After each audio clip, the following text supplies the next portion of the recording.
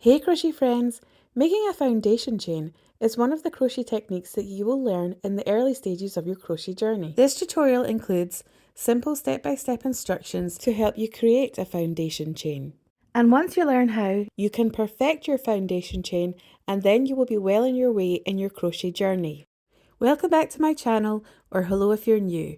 I'm Pauline from Makingpolly and I'm so delighted you could join me for this mini tutorial. Firstly, for the tutorial you will need any yarn type and weight that you wish, and also any crochet hook size that you wish. However, it's best to use the recommended crochet hook size for the yarn that you are using, and this information will be on the yarn's label.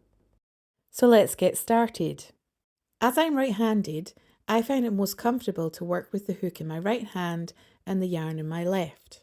And because of this, I crochet from right to left. Some left-handed crocheters work in the same way, but if you are left-handed, you may wish to work with the crochet hook in your left hand and the yarn in your right, and then mirror image the instructions given in this tutorial so that you will crochet from left to right. Also, I like to hold my hook in what is called the knife hold, like this. Other crocheters like to hold their hook in what is called the pencil hold, like this. You can try working with both ways to see which way works for you best.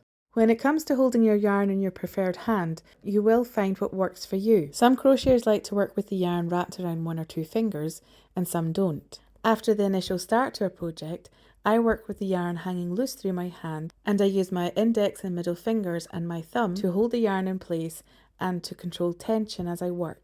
But don't worry about this too much until you get into what you are doing, and then how you hold your yarn will come naturally. Let's now make a slip knot. To help you with making a slip knot, I have also created a mini tutorial to help you with this, and you will find the link in the description. Now let's start the foundation chain. Take the long length of yarn coming from the yarn ball, around the back of your hook, and over to the front of your hook. So now you will have a slip knot and another loop on your hook, so two loops on the hook altogether. Take the second loop down the hook to the actual little hook part at the end, and you will use this hook part to pull the second loop through the first loop on your hook. Make sure to have a firm hold on both the starting yarn end and the long length of yarn.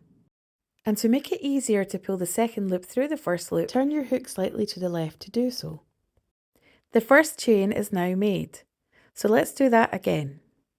Take the long length of yarn around the back of your hook over to the front of your hook so that there are two loops on your hook. Use the small hook part at the end to pull the second loop through the first loop, turning your hook to make it easier to do so.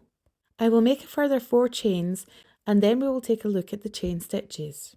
So 3, 4, 5, and 6. If you take a look at your foundation chain, you will notice that each chain has 3 loops. 2 that sit diagonal at the front creating a V shape and 1 vertical at the back. Be mindful of the 3 loops that each chain has when you are working into your foundation chain and when you are counting. Use the 2 loops at the front when counting your foundation chain, and keep note that the slip knot does not count as a chain.